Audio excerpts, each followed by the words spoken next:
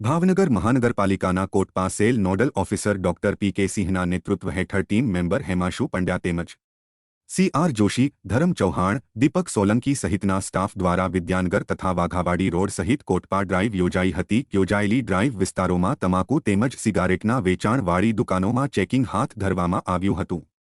School college શાળાની આજુબાજુમાં 100 મીટરની ત્રિજ્યાના વિસ્તારમાંની દુકાનોમાં ચેકિંગ કરતા 12 દુકાનદારોને ₹200 લેખે કુલ 2400નો દંડ વસૂલ કરવામાં આવ્યો હતો. તેમજ જાહેરમાં ધૂમ્રપાન કરતા 2 વ્યક્તિને જાહેરમાં ધૂમ્રપાન બદલ ₹100નો દંડ ફટકારવામાં આવ્યો હતો. આ ઉપરાંત શહેરના અન્ય વિસ્તારોમાં ડ્રાઇવ કરતા શાળાઓની આસપાસ તમાકુ અને તમાકુના ઉત્પાદનોના વેચાણ બદલ કુલ 12 દુકાનદારો સહિત 2 જેટલા વ્યક્તિઓને દંડ કરવામાં આવ્યો હતો.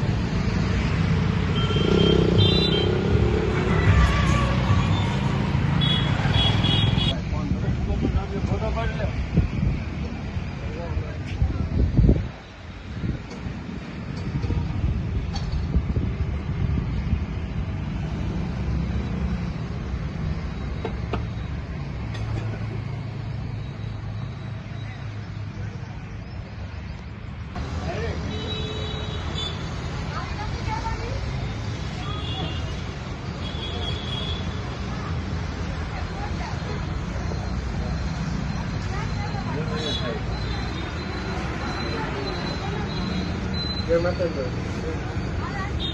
ये बहुत